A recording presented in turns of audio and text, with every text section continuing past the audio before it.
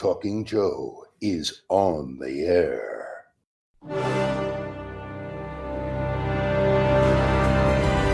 And it's Skybound, the Walking Dead guy. Everyone calm down. It's the invincible fella Skybound.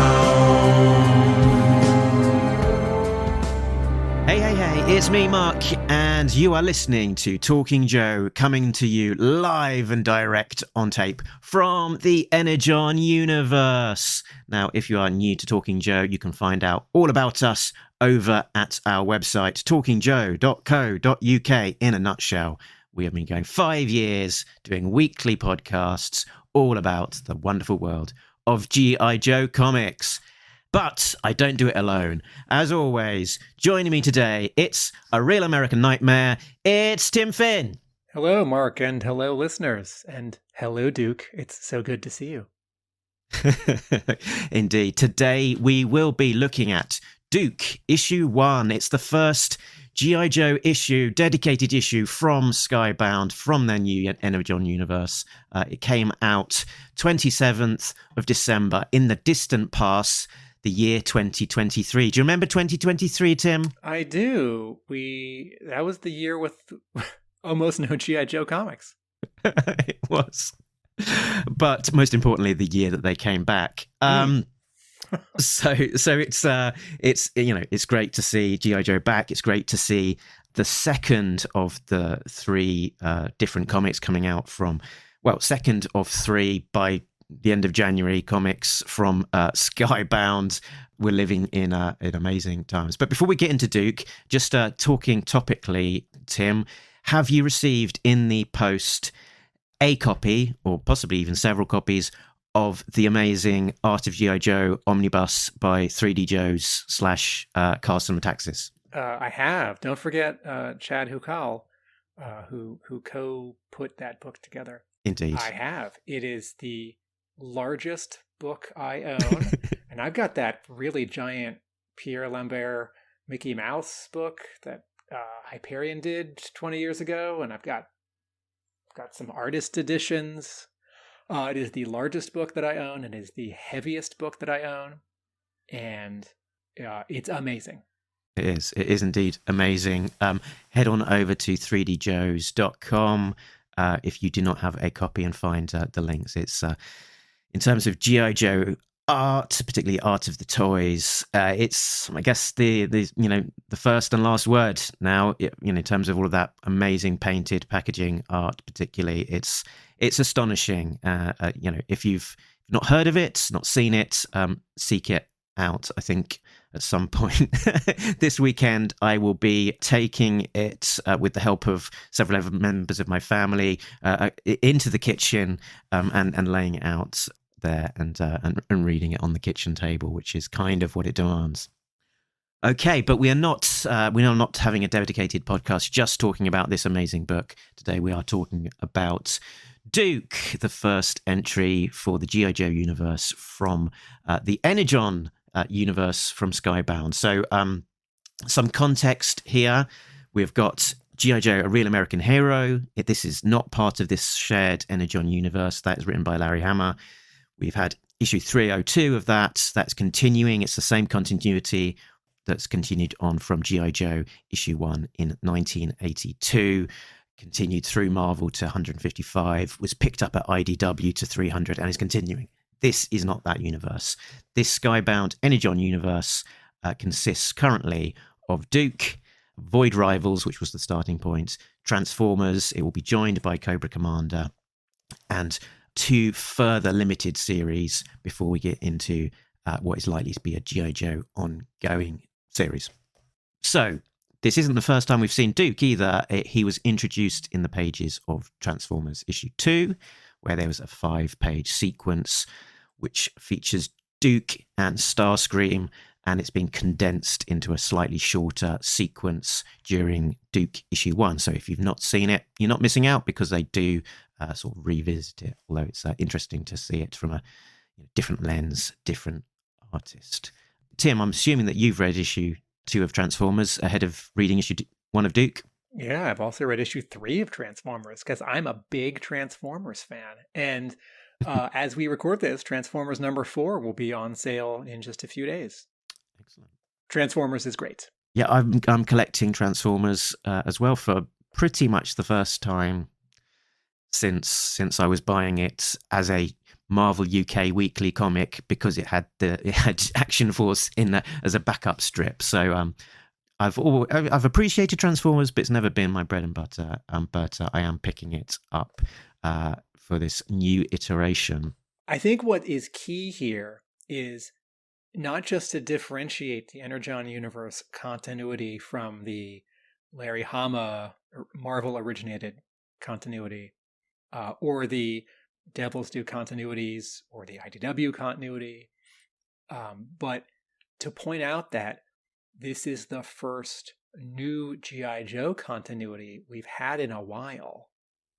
So when did the G.I. Joe started at IDW in, was it 2009? I think it was 2008. 2008. But anyway, thereabouts, yeah. And so that was a new continuity, and initially that was it by itself. And then 8 years later, editorial made an interesting decision that existing G.I. Joe continuity could in fact link up with the then adjacent and separate Transformers continuity. And all along the way, IDW also looked at the animated continuity with the Saturday Morning Adventures miniseries, and what was it, Future Noir, which was published as a 2-parter and then was collected as a little graphic novel. And then there are some stories by people like Rob Liefeld and Joe Fife. Thank you. Where you could take it or leave it that it is in the Larry Hama Marvel continued continuity that IDW was publishing. And significantly as well, there was a sort of 12-issue maxi series from writer Paul Allor, which again was its own sort of rebooted G.I. Joe continuity, where G.I. Joe was an underground resistance fighting against the tyrannical Cobra forces that were in a position of power in that continuity. So again, a different sort of interesting lens. But yeah, as you were saying, Tim, here we are. Yeah, so I just want to take note that, I mean, Transformers, I'm used to a new continuity every 3 years between a new show, a new movie, a new sort of reboot in the toy line, and like, because for many years the toy line had sort of a 3-year cycle. And there have been so many Transformers comics miniseries that have been sort of what ifs and one-offs. And if you were to count now, G.I. Joe has had a lot of continuities. But at first blush, when I think, oh, G.I. Joe's had, 3 or 4 continuities. But yes, the number's a lot larger than that. But it's not as large as a lot of other brands that have been around as long, because 1 or 2 or 3 of them have been so prominent. And so I just want to take note that it's a big deal that not just a new one is starting, because there have been new ones, but a new one that I think is A, going to last, and B, is going to be done well. So I'm very excited.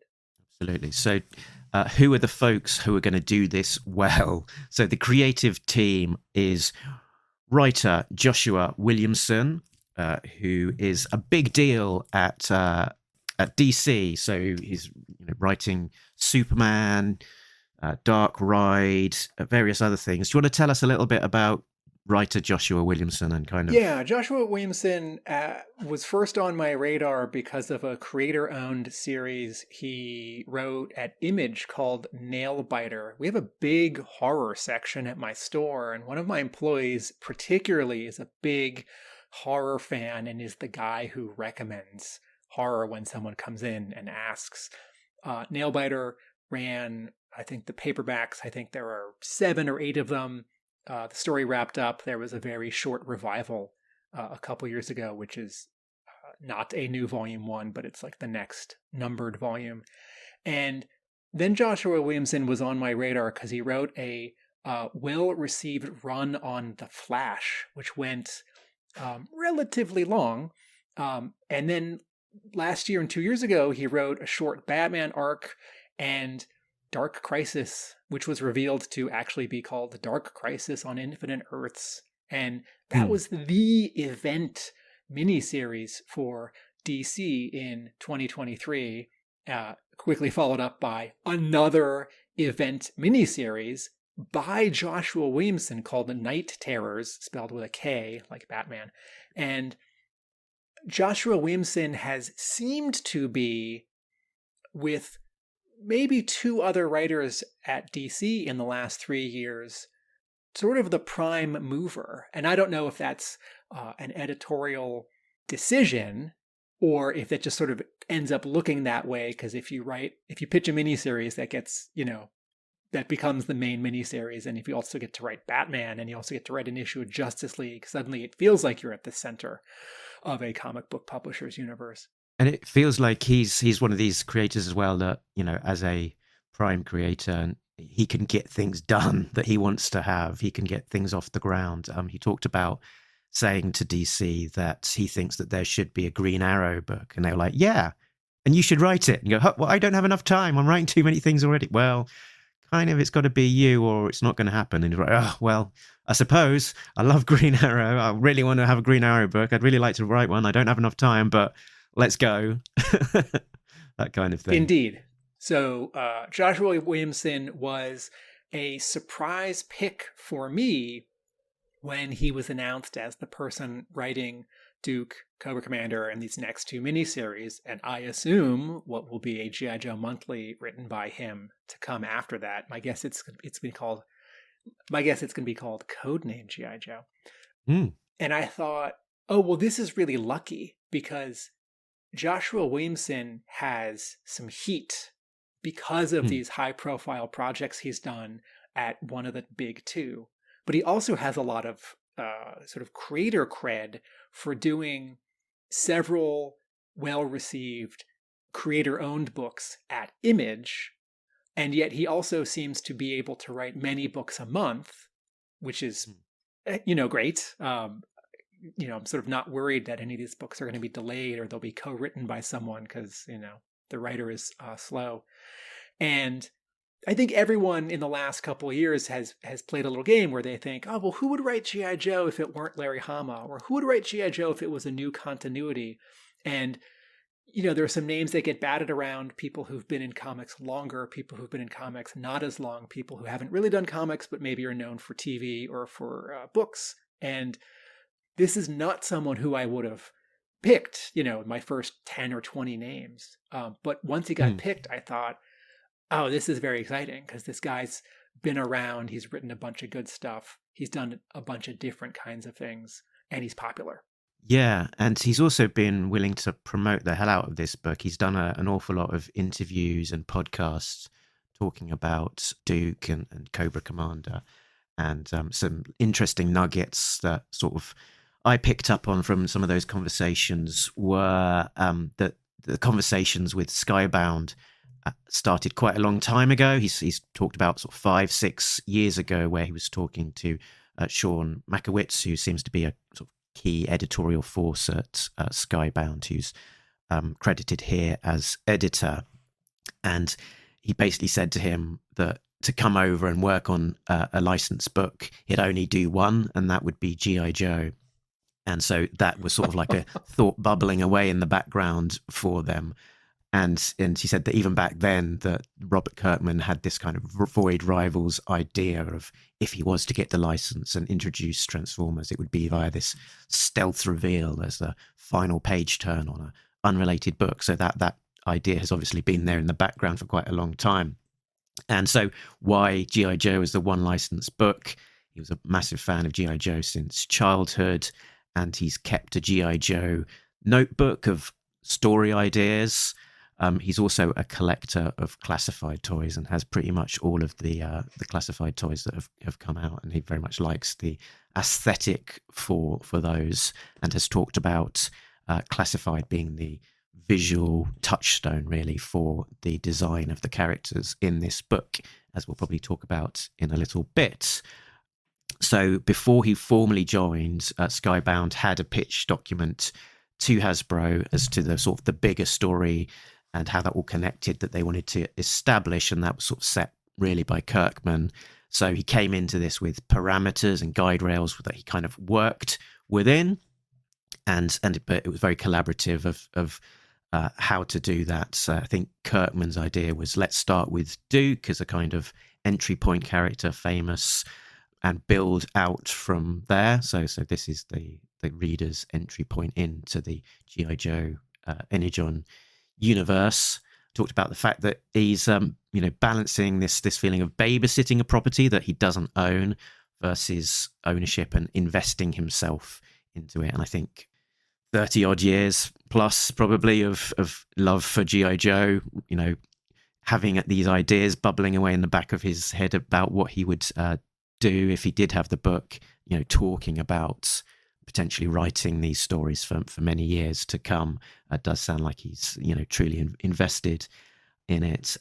And the other thing that I noted about was just the Tom Reilly and his relationship to this project was that he worked with Joshua Williamson as the writer on the project Superman Night Terrors. So this isn't the first time that they've worked together. And since then, they've been talking about what project they would do next. And almost independently, the Skybound team and Joshua Williamson both suggested Tom Reilly as the artist for this book. And so I think it was that good relationship that helped it to come about. That's my, in the nutshell, summary of many hours of interview listening, Tim. That's great. I had not known much of that, and I had sort of been hoping something like some of that was true. We should also point out that colorist Jordie Bellaire has colored a ton of stuff for Marvel, DC, Image, and others in the last 10 or so years. Has also written a few comics, but is mostly known as a color artist. Eisner Award-winning colorist. Yes, Tim. Thank you. And is known for not just being a good color artist, but for being a very thoughtful color artist, thinking about what color can do for a scene, for a project. And I'll have an example of that or two from this comic a little later in the show. Spoilers. The color's amazing. So let's get back on track with creative team. Artist Tom Reilly, colorist Jordie Bellaire, letterer is Russ Wooten, editors Sean Makowitz and Jonathan Manning, logo and publication design from Andre Juarez and Gillian Crabb Production. These are all labelled as additional field of operatives in the credits, which has got this kind of confidential yellow styling to it, which sort of ties up to the back cover, which says, "Caution, the contents of this book is confidential.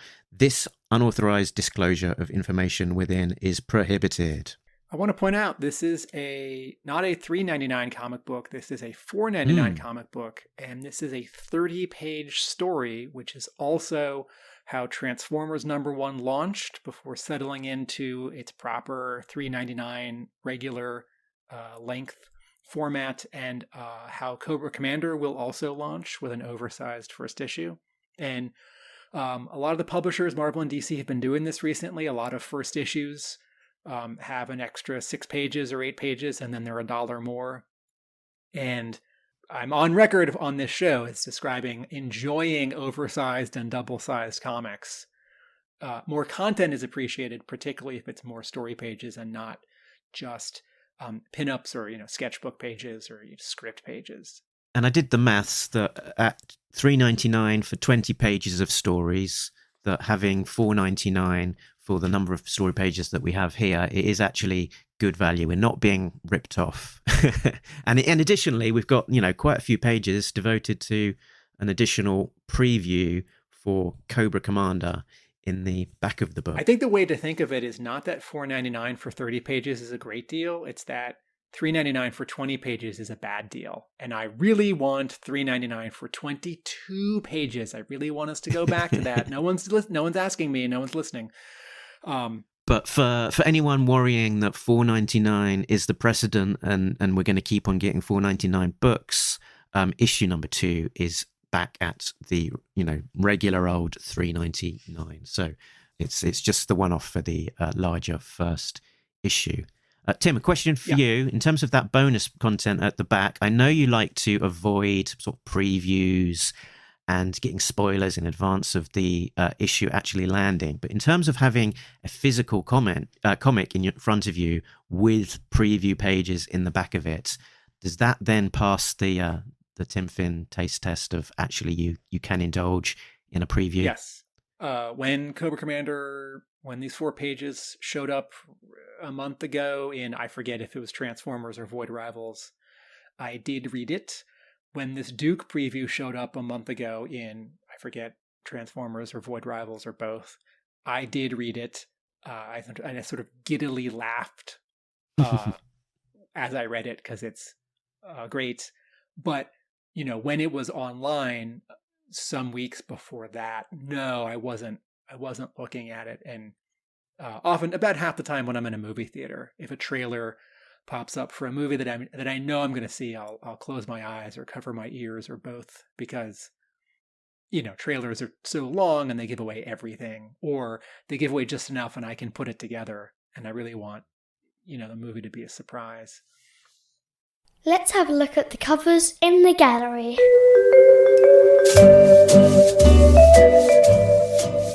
So let's take a look at the covers, and this episode I'm feeling is going to run long, so let's take a brief jaunt through the various covers, Tim.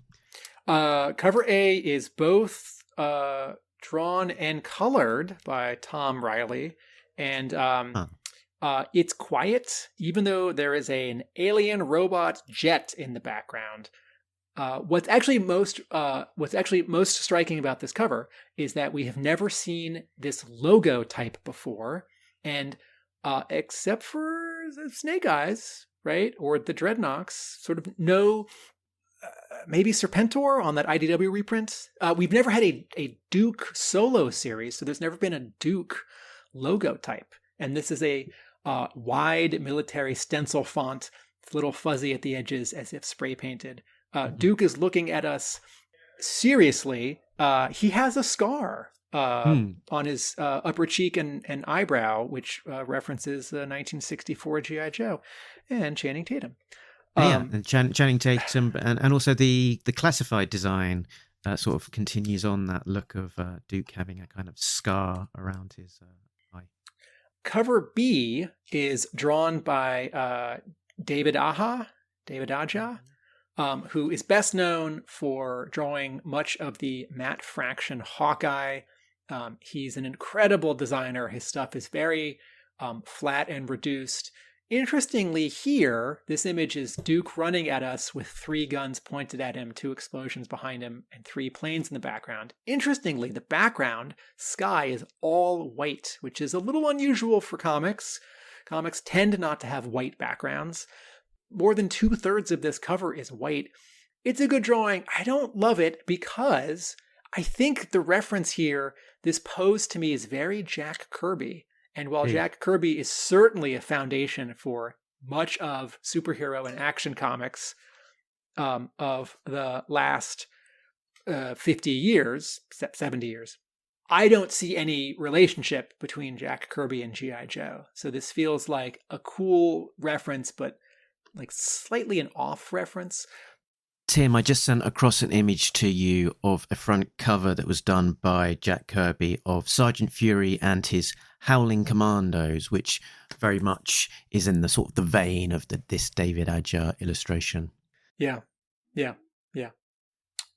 Cover C is drawn by Tyler Boss and colored by Jason Wordie, and we're looking at the side of a building that is either in cross-section or under construction, and we see 4 different floors with staircases with bunches and bunches of sort of generic gray security officer / Cobra soldiers running up and running down, and Duke has jumped out a window.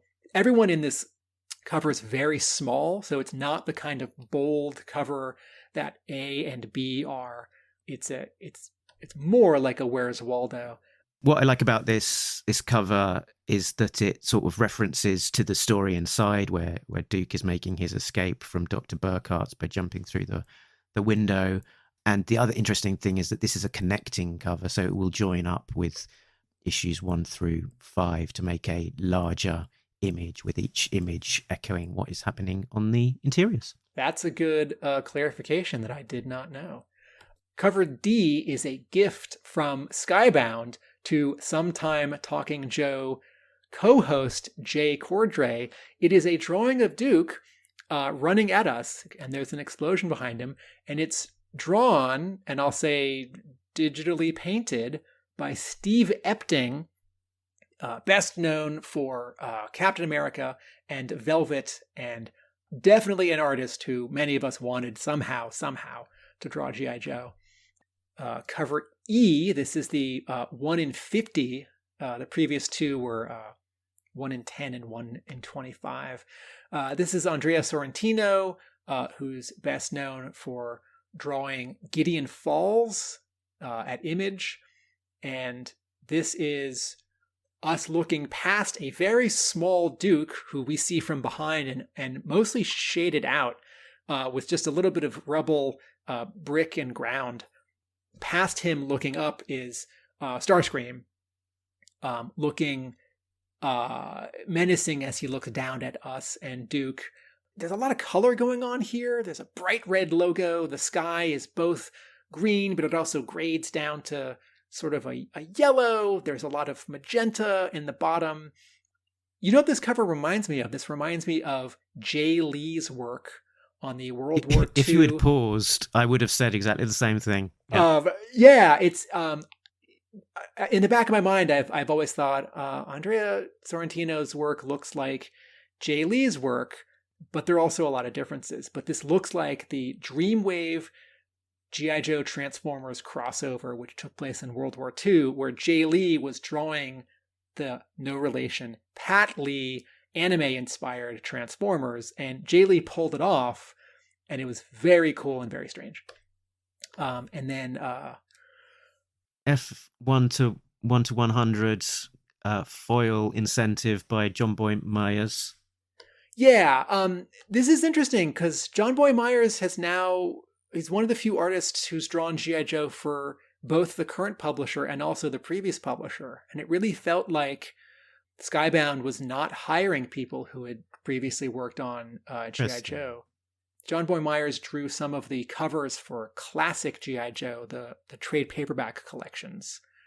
And he also did the cover to G.I. Joe Zero, right? The very first comic book that IDW published for G.I. Joe with Duke parachuting. Yep. So this one, this one is very modern and busy in terms of its color and rendering. It's sort of both comics and animation. It's very Western and also a little Japanese. Duke's got a lot of gear. He's got an M16. He's also, I don't know if they're called that anymore. He's also got a rocket launcher, and there are lots of bits on his arm.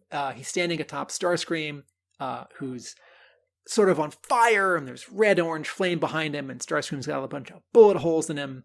And if you hold the actual comic book in front of you, it's not as bright and poppy because of the foil treatment. If you're looking at a JPEG on your screen, the cover reads like sort of a normal cover. My observation on the Jonboy Meyers is that there's just a little bit of a Whoville look to Duke's face, which I would have preferred not to have been there. But Jonboy Meyers, I don't know if he directly takes cues from Todd McFarlane, but when his stuff was showing up in comics 10 years ago, 15 years ago, I remember thinking, this guy feels like a, post Todd McFarlane, sort of the way that he's exaggerating and cartooning artist. Cover G, so A and B and G were open to order. There were no restrictions. You could order as many or as few as you wanted. Cover G is the blank sketch cover. It's printed on a different stock. It's a matte stock that'll take your ink. It's all white except for the corner box and the credits on top of the word Duke, which is printed in black. Cover H is a 250 incentive by David Mack, which is quite an exciting cover. David Mack is best known for his creator-owned book Kabuki, and also some issues of Daredevil in the early 2000s. David Mack paints and collages much more than he draws, and many of his covers are a single character with a white background. I don't mean a stark white background like cover B or cover G, but I mean, not Batman at night on a gargoyle, or not the Silver Surfer in space, but a very light background with a bit of color or sort of staining. This is the Baroness, who is not in this issue, and it's sort of her most torso and head and arm and pistol. No Cobra logo on her. Duke's head is behind her, so this is a montage. They're not in the same space. The cover is sort of her, and then his sort of head is floating in the background, looking off to the side. I find Mack's stuff very pretty, but a lot of it I find very similar, and this is still within that range. But I do find this more interesting than many of his covers, because there are two characters here, because it's characters that I like, and because there's a gun, and usually he's like painting Daredevil or Echo, and there's no gun.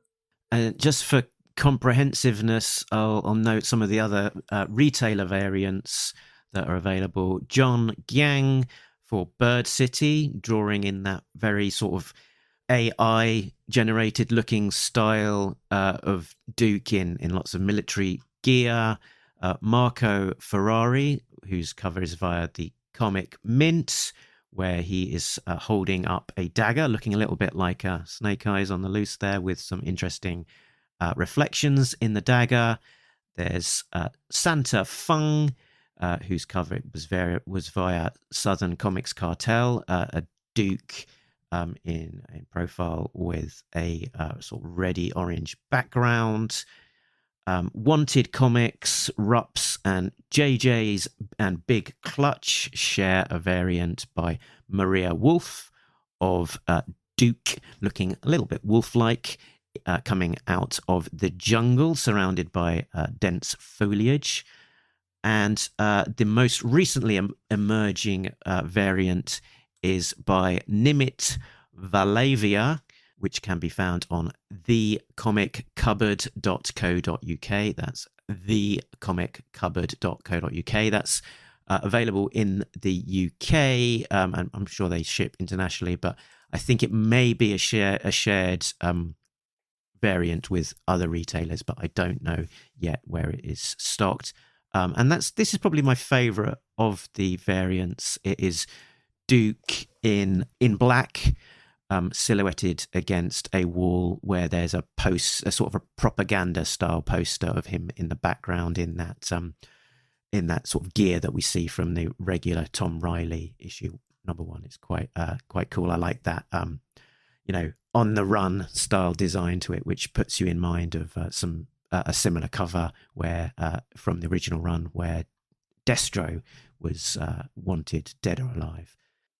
So that is the lot of the covers. I think we'll probably settle down to a fewer number of covers as we progress to issue 2. As a store owner ordering these, thank goodness. Shall we get into a plot breakdown? Yeah. Okay, a lot happened, so I'm probably going to run over my normal allotted time. We'll see. Plot breakdown. Duke, a real American hero, has been traumatized, attacked by a jet that transformed into a giant robot. He witnessed the death of his friend, Frosting.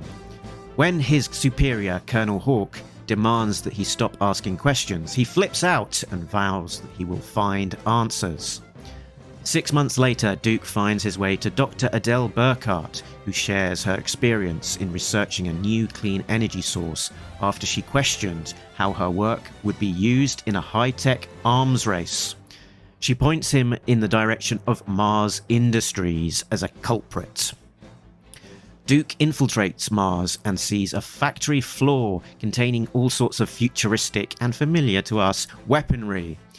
He is discovered by Mercer, and after a scuffle, Duke is overwhelmed by security guards and thrown from the premises. The mysterious boss of Mars, whoever could he be, orders that he is not killed to avoid attention. Returning to Dr. Burkhart's place, he finds a massacre at the hands of an unknown Australian. Her dying act is to give Duke a device containing her research. And at that point, some trigger-happy police arrive on the scene and open fire. Duke defenestrates, making his escape. Cut to Hawk. He believes that Duke has become a problem and will bring in the best American heroes to bring him down. Stalker and Rock and Roll. So Duke has had his first appearance in the Energon Universe in an issue of Transformers. So this is not Energon Universe Duke's first appearance. But this is Energon Universe Hawk, CoverGirl, Stalker, Rock and Roll, Destro, Mercer, and Dr. Burkhart. And Dr. Adele Burkhart's first appearances. And everyone so far seems like they work. No one feels, it's not like Dr. Adele Burkhart is actually like an anthropomorphic dog sidekick, from Mars, or like Right. actually, like a pirate, from Antarctica. It's like, okay, she's a scientist. She's an American. They're within the parameters of what you would expect that character to be, essentially. Yes. Yeah. And whereas here, she's looking for, in her backstory, she's researching on a clean energy source and thinks that it comes from space. I sort of thought to myself, I actually don't remember specifically what her job is back in Marvel issue #1, such that I can compare these two to see if the new one is, sort of too far afield or lines up perfectly. And looking at We mostly just know her for being a troublemaker and kidnap victim. hostage. Yes. But Edward Mundy's description at yojo.com for Marvel issue #1 describes her as a nuclear physicist, considered a traitor by many for her outspoken critique of both the Project Doomsday, and the U.S. government. Very good. And then in terms of sort of characters matching up, one of the things that I was really aware of, not the last time, but the last really big time that a new G.I. Joe continuity launched in 2008, 2009 at IDW, what people either call the IDW verse or the Chuck Dixon verse, the continuity that launched with G.I. Joe, G.I. Joe Origins, and Cobra. I was really aware that those characters, the Chuck Dixon take on G.I. Joe, felt very modern, like 2008, 2007. Nothing about it was retro, and nothing about it was actually even timeless. It was all like 2006, 2007, 2008. And the costumes were so realistic that very quickly I sort of couldn't tell who was who. Like, yes, Snake Eyes looked like Snake Eyes, but a lot of the Joes were just in green with a lot of sort of modern military tech.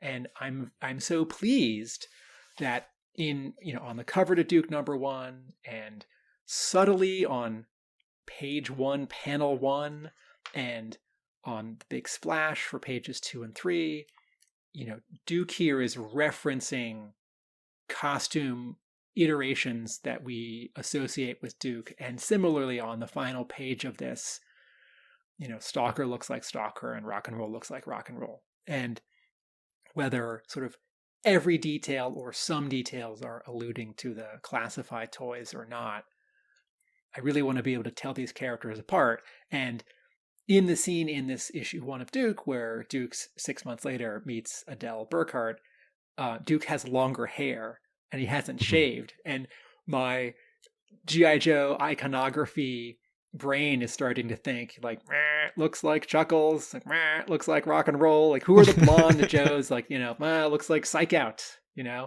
But I totally accept it because the book is called Duke. It's so clearly Duke. Duke is on almost every page of this comic.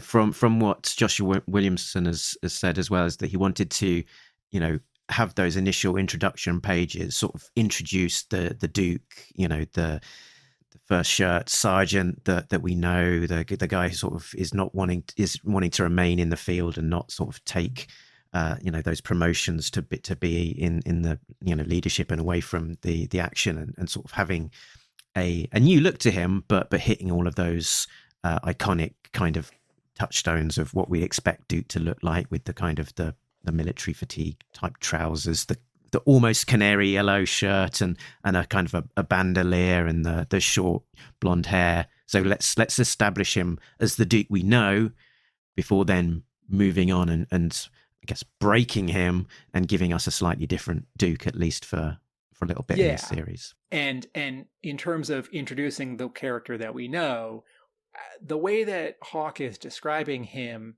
in the second person, you are this guy, and he's really talking to us, the audience. Joshua Williamson is referencing the original Duke packaging figure dossier, the card description on the back. Can you be more specific, Tim?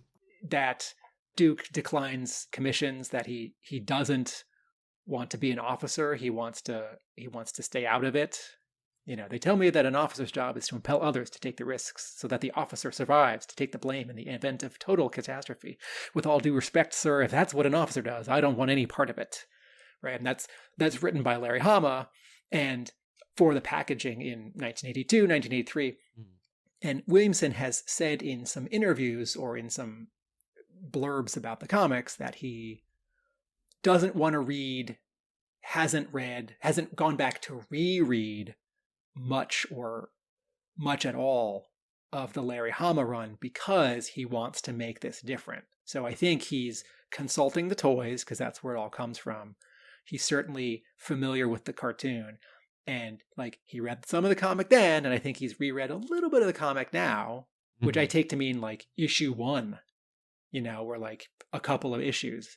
Yeah, I think it sounds like he sort of knows the comic pretty well already, has maybe dipped in here and there, but tried not to go back and revisit too much, just to not, What I will say in terms of introducing a character recognizably, back when Transformers 2 came out, all of 2 months ago, I had sort of heard that it was going to be Duke, the known G.I. Joe character who was going to meet a Transformer.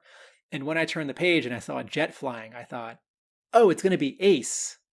Because in G.I. Joe iconography, if you have a guy in a plane and he's got a pilot's helmet with goggles and an oxygen mask, and he's in a flight suit, that's Ace. And when it turns out to be, you turn the page and it's actually Duke, and I thought, well, okay. I mean, he's the passenger in the jet, though. Right. Thank you. And so then when the name of the other guy is revealed and it's not a Joe that I recognize, I thought, well, I want this to be a Joe that I recognize. And I thought, well, he did just die, so I actually don't want it to be a Joe that I recognize.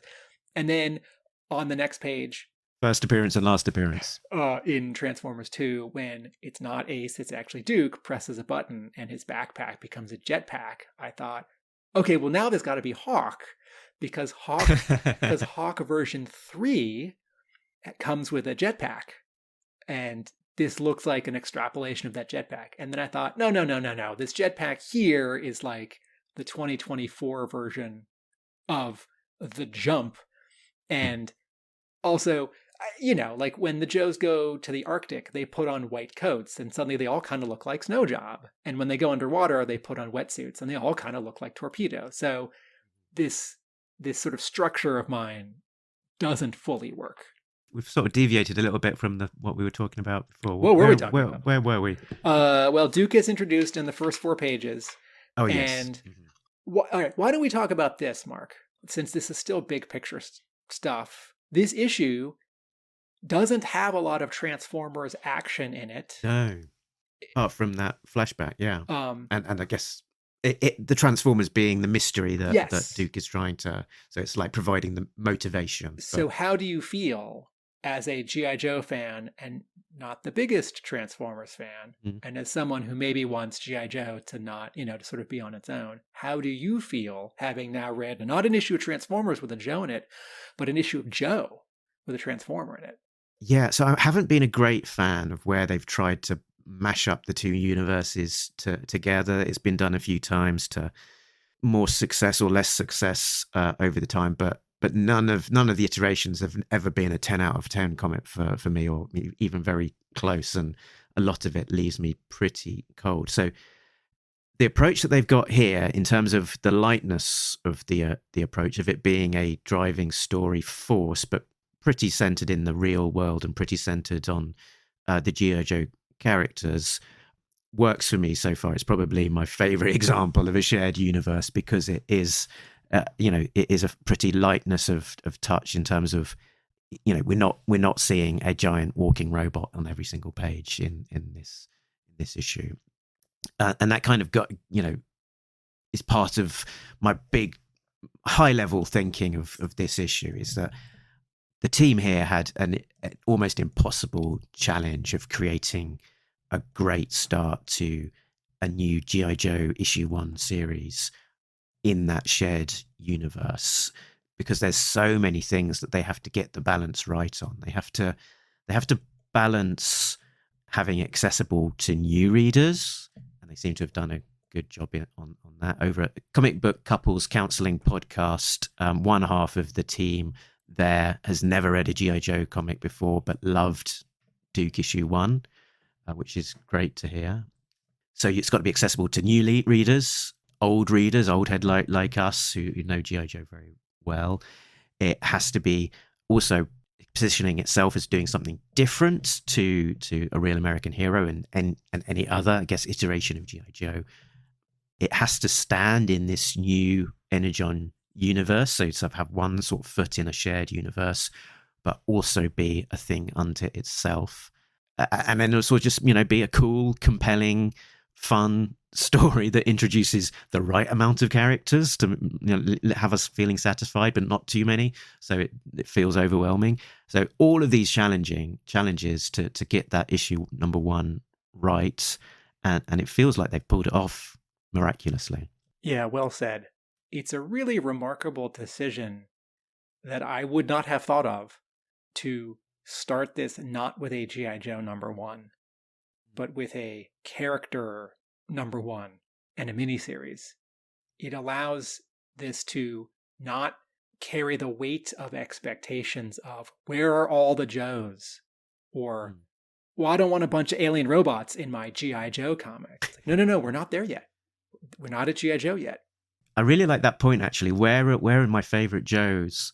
Because this is called Duke 1, it's not going to be a question of where are my favorite Joes. It's like, there's Duke. That was promised from the name of the comic. And, oh, look, there's Cover Girl. And, oh, look, there's Hawk. Look, there's Stalker. Oh, look, there's Rock and Roll. So every Joe that is introduced is like a nice extra little bonus there, rather than, oh, my favorite one's missing. He's not been introduced yet in this group G.I. Joe series. Yeah. It's different dynamic to it. I want to say, from the point of view of, I'm just about as big a Transformers fan as I am a G.I. Joe fan, and I don't have a Transformers blog and I don't co-host a Transformers podcast, but... Have you spent the last 20 years writing a Transformers book? No, but for the first 5 years, I thought I was writing 2 books, one on each. Because interviewing a bunch of people worked on both. And so the earliest interviews were very much about both. But like my comics and, art that I own and like the toys that I still have, it's equal parts. So I will say, as a big, long-time Transformers fan, I've been thrilled by the Daniel Warren Johnson Transformers series. And I also really like this issue of Duke and how it mixes and balances. As a top-down statement, I want to say that this is a very good comic book. This is a very good G.I. Joe comic book. And this is a very good first issue of a comic book. Writing, art, color, lettering. I just want to point out on page 5, which is the first page that we haven't seen from the previews. In the final panel, there's a diagonal word balloon, which is something that almost never happens in comics these days because letterers are lettering in Photoshop or I guess the software, the program Procreate, and things being straight left and right is a default. And back when lettering was done by hand on the boards, you might just sort of inherently as letterer think like, oh, I should make this a little more italicized. I should make this a little diagonal to sort of fit in here because someone's freaking out. And here's Duke freaking out. And this is not breaking a rule, but this is something that you almost never see in the last 30 years of comics that are lettered by a person with a computer. And then it happens again. This is where Duke is shouting, "You weren't there," Yeah. right? Yeah. So there are three things that are happening. There are four things that are happening to emphasize it, right? One, the letters are on bold. Two, they're not black, they're maroon. Three, it's a burst, it's not an oval. And four, unusually, it's tipped. It's the whole word balloon is at an angle. And also reinforced by the art of him shouting and the effects of that sort of there's a burst white of color. In the inking, there's a white burst behind him, which Jordie Bellaire colors a little bit light yellow.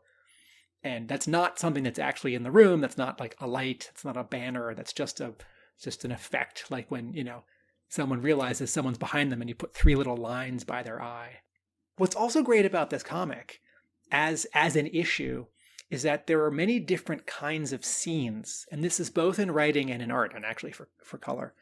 There is backstory, first 4 pages, where Hawk is telling Duke and us who Duke is.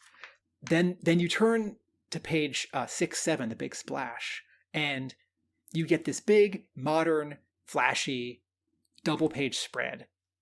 And this is what comics weren't really doing 30 years ago, and they do a lot of now. Like this art is definitely so Tom Reilly can sell this double-page spread for like $3,000.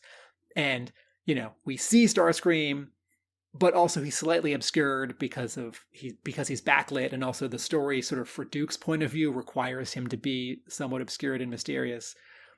We see Duke, he's not like bunched up in his cockpit seat. He's not obstructed by the parachute. Like we see everything here. Like this is a page which acts a lot like a cover. But then on the next page, right? So I'm segueing into lauding Tom Reilly's drawing, and it's not just drawing; it's his design. On the next page, there are 4, 5, 6, 7 panels, and there's just a lot of really smart, well done decision making here. So in the first panel, and I know that this is reinterpreted from a Daniel Warren Johnson scene in Transformers, and Johnson is an amazing artist and designer. So Reilly here in the first panel does this really cool thing where Frosty as negative space in front of Starscream is continuing from the sort of smoke blast of his ejection seat, and then also the space between Starscream's legs. And then in the next panel, in a reflection on in Duke's visor, we see what he's seeing, and we see that Splat is backwards, right? Like because it's a reflection. Like, there are like 3 things happening in this panel which are great. It's not just that Duke is slightly at a diagonal, it's that his head is tipped back a little bit. We're slightly lower than him. It's that what is happening in a reflection. Like how many times have we seen this in a comic or in G.I. Joe animation? Well, in the second miniseries or the first miniseries, we see Destro walking away from Cobra Commander as a reflection in his helmet in the animated movie. When Cobra Commander sees Pythona sneak by but doesn't stop her, we see a reflection in Cobra Commander's battle helmet of Pythona. Here or there, maybe we've seen something reflected in Sergeant Slaughter's glasses. But this is just a neat, small, this isn't like brilliant, it's just like smart. A small, smart visual device. And I'll note as well that the splat effect, including the design of the letters used, is a almost exact replica of how it appears in Transformers issue 2. So it is very much seeing that splat as a reflection, as appeared in Transformers issue 2. It's a great little attention to detail. So then 2 panels later, when the jetpack sort of expands, Starscream is still silhouetted. So this scene is still very much told from Duke's point of view, where Duke can't really tell what he's looking at. It's like a giant humanoid thing, but it's not like some regular cover from an IDW Transformers comic 5 years ago where it's just Starscream. Like, a lot of him is blacked out. And then 2 panels later, again, you have this reverse angle where we're seeing what happens as a reflection in Duke's visor. Duke is firing his, I forget what it is, flare gun, laser blaster, palm, but also it's hitting Starscream in the face in the reflection. And then on the next page, right, so you have this action page, right? So Tom Reilly can do it all. You had this double page splash, pages 2 and 3 of Duke saving the kid and shooting some bad guys from the preview. And you think, awesome, G.I. Joe, Duke, awesome. And then you have this 2-page spread of Duke and Starscream. And you think, awesome, it's Transformer, it's that guy that I know, and there's all this like military stuff with the gear and the cockpit seat. And then you turn the page and there's this page of a lot of choreography and action. And then on the next page, it's all shadows through blinds, through window blinds. And that's easy to do badly and hard to do well. Like, you have to understand anatomy and perspective and what light is doing to either do it well or fake it well. And none of these lines, none of these like sets of parallel lines on Duke, on Hawk, on the wall, on the floor, on the chair, none of them are distracting. None of them are sort of like a rush job, like Tom Reilly, like, I drew some of them, you get it. None of them are him not doing his job and then colorist Jordie Bellaire trying to like make up for it. This is I think my favorite page in the comic, and it's all done with 2 colors, with the lightest, subtlest of differences between a desaturated beige and a slightly warmer desaturated beige that's got a little like yellow orange in it. And yet you can completely tell who's who and what's what and where's where. This page is, and in terms of, one more sentence, Mark, in terms of compositional balance, like look at the cropping in the first panel, right? Where we're so close on Duke and the way that his head is chopped off at the top of the panel. But then the camera pulls back, but then we're looking up at Hawk. But then we've got this low shot past Duke's hand on the chair. And then there's the freak out panel where he swings. And then the final panel, I'm skipping ahead one, is a vignette panel where like he's out of the panels and now there's just this negative space behind him. Good drawing. You talk now, but I'm going to get back to this word in a minute. Design. And also amazing coloring. And this is, I guess, where an art team, comes rather than just, focusing in on the penciler and person doing the inverted commas drawing, because you look at these panels across the sequence with Duke and Hawk, and a lot of what is going on in terms of all of that detail of the shading and the light coming through those blinds, a lot of that is done in color, in the color work. And I'm assuming that is all on Jordie Bellaire doing that, of working pretty much off her own back, figuring out how that light is working and how best to reflect it in the color. And this is where the colorist really comes into their own as a key member of the art team, elevating a good book to a great book. All right, so let me come back to design. So 2 years ago, I read this Morbius one-shot that Marvel published, and Tom Reilly drew it, and I didn't really know who he was, and I didn't realize he was brand new to comics. And he's done a couple miniseries since then. He did a Thing miniseries for Marvel written by Walter Mosley, which was beautiful, and the story did not make sense. I'm sorry, Walter Mosley. I really wanted to like your Thing miniseries. Art was amazing. And then with Al Ewing, Tom Reilly drew an Ant-Man miniseries.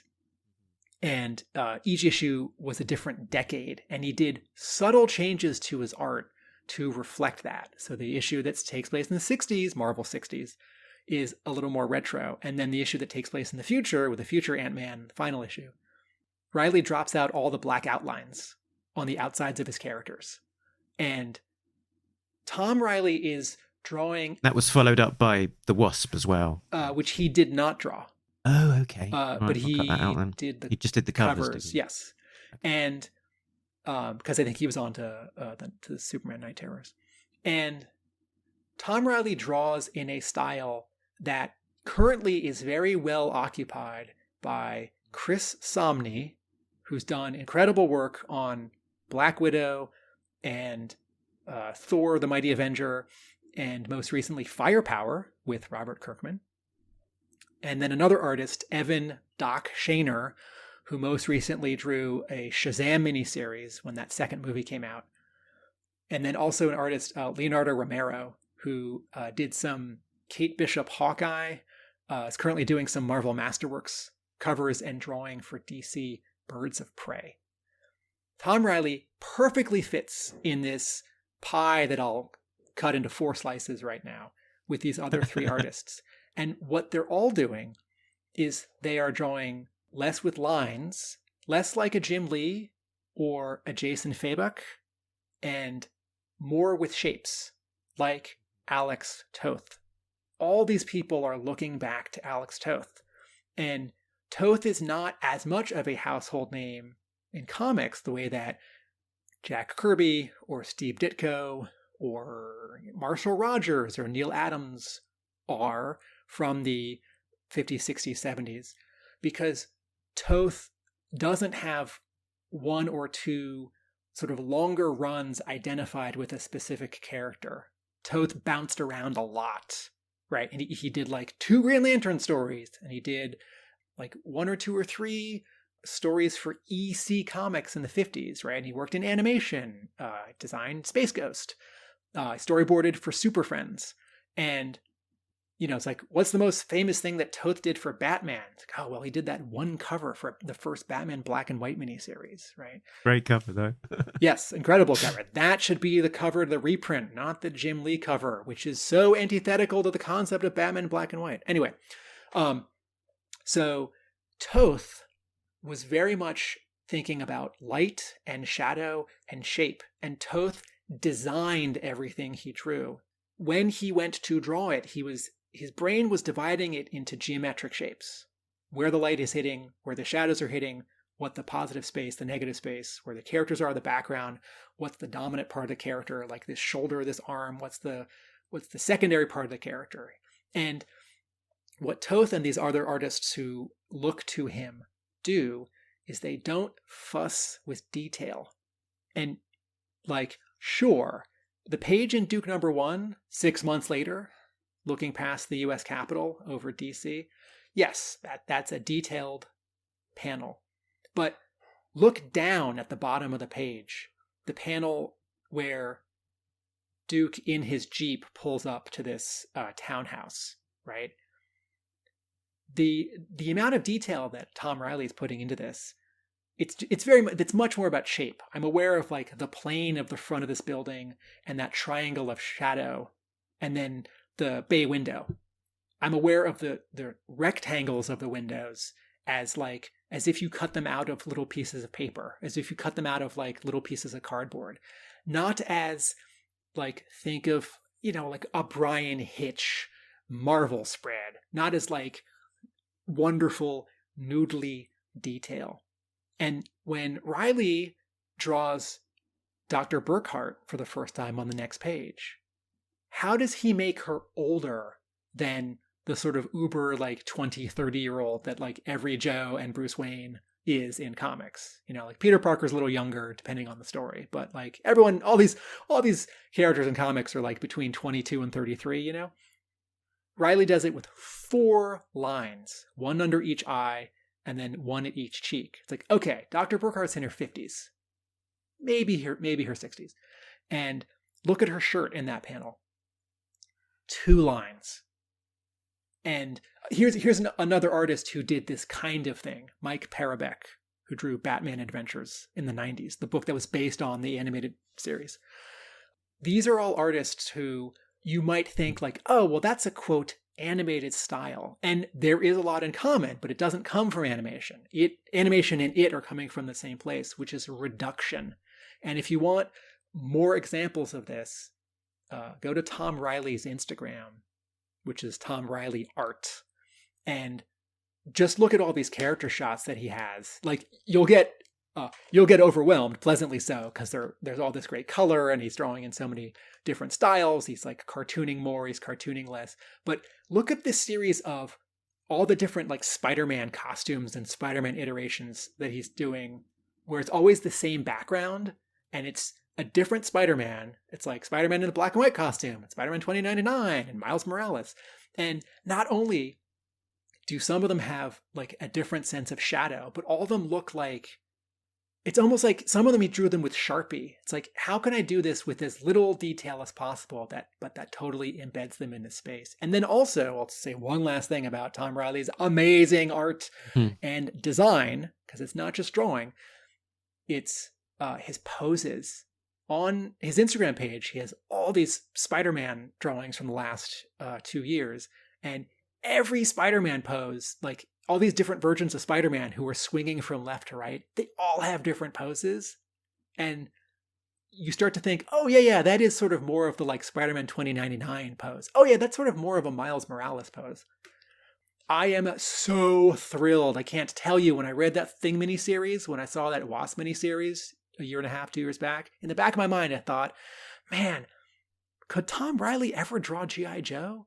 But it was sort of like, well, maybe he would do a variant cover for IDW. It's like, that's sort of the most, like, well, maybe he would do an out of continuity backup story, the way that there's that, like, remember the 2019 annual, and there's a backup story that like takes place in the animated movie. Anyway, this feels like a good place maybe to, while we're talking about Tom Reilly's art, to insert my little Tom Reilly anecdote, which is that if you do Google search, type in 95 Tom Reilly G.I. Joe, and what will probably come up will be a Tom Reilly cover recreation on comicartfans.com of the cover to G.I. Joe 95, which ironically enough was drawn originally by Andy Kubert, who's now back drawing G.I. Joe covers on A Real American Hero. And this was a commission that my brother requested from Tom Reilly. We were doing a series of commissions from artists, asking them to sort of recreate or reinterpret a G.I. Joe cover, often artist choice. And we both discovered Tom Reilly sort of from his social media posts, sort of just seeing that art and seeing the style and how exciting it was. And yeah, so he reached out to him to get him to draw a cover quality commission recreation. This was back in 2019, so distant past, just when he was starting out. And so yeah, very cool, up to the point that he drew Duke issue 1. I think this was the first the first and only G.I. Joe thing that he had drawn. So I think me and my brother there sort of prophesizing what might follow. This is interesting, this cover recreation, because it looks very much like Andy Kubert with the sort of feathering and the way that he details things, and it does not have the sort of flatter, more graphical, more geometric shape thinking of Tom Reilly's work from the last couple of years. It's very cool. It's much lesser deviation than the original cover than most of the other covers in this. Sorry, the other commissions in this series. I just want to say one last thing as I'm lauding Tom Reilly's sort of lack of fussiness and noodling. I never feel, when reading a comic by one of those 4 artists, Shaner, Somni, Romero, or now Reilly, I never feel like I'm being cheated. Like, oh, they didn't put in as much detail, they're not, quote, trying as hard. Or, oh, this looks rushed. The opposite. This just looks incredibly skilled and considered. And, when you look at, there's the spread where Duke does see all the Cobra vehicles, and he says, "What are they?" And then on the right side of that page, he sees sort of the close-up of the, what's the battle armor? The snake? The snake armor. Like, no, absolutely. Like, Reilly can draw all that stuff. He can draw all the bits. It's that he's choosing not to. Should we talk about color for a minute? Okay. All right. So Jordie Bellaire often uses a limited palette, right? She's not coloring in the, I don't mean just on Duke. I mean when Jordie Bellaire colors books. She's often using just 2 or 3 dominant colors in a scene, and sometimes only 2 or 3 colors in a scene. If you want a really cool example of this, look at the Kelly Thompson Black Widow series that Marvel ran about 2 years ago. It lasted what is now 3 skinny collections. There are many, many scenes where it's like the only color is red, or the only color is red and this other red. And that happens here. Sometimes it's for effect. So this page where Duke he's sneaking in under the building and he's got a black cap and he's all in black and he's in the sewer and he sneaks around a corner and 2 of the panels are all just sort of greenish. And there's one panel where he's going, is it up or down? I think up the elevator shaft. Anyway, there's some red there. And then there's a couple panels that finish out the page with this very, very, very light gray-green. So when I want to point out 2 things. And it is Mercer. He's not named, but I know it's Mercer because I saw a pinup of some characters. Although this is cute because if you didn't know who this was, you would assume that the M on his shirt stands for Mars. Well, I think it does, but it just can stand for Mercer. For me, it stands for Mercer. All right, so the page where Mercer showed... Oh, there was that character. There was a character lineup. Yeah, the 4. Which was revealed, I think, at San Diego, but I think it was also issued as a poster to retailers. Oh, okay. Don't know if you got sent one of those, Tim. I did not. Well, I want to say I did not. We get so many Marvel posters. And like junk mail. Those are different categories. The Marvel posters are great. The junk mail's not. They sometimes get in a pile at the register with some invoices, and sometimes I see posters a little after we've gotten them. So, but I don't think we got that.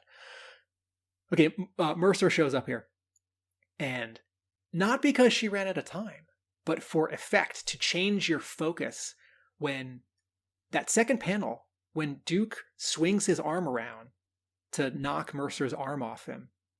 Bellaire drops out the color in the background. And then, in the 3rd panel of this page, when Duke headbutts Mercer, he knocks the color off of Mercer. And the color on him it's not a proper fill. It doesn't sort of, quote, stay within the lines because he's a blur. So it's acting a little bit like the inking is, the speed lines on him. But it's also, the color on him is just becoming this other sort of very small mess.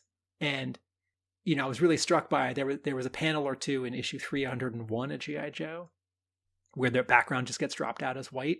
And I think back when color artists in the 40s, 50s, 60s, 70s, 80s, and some of the 90s, they were very aware of how crummy the paper was that comics were printed on. And they were very aware that they only had 64 colors, although Jim Shooter tells us it was actually less than that because some would print too dark to work with.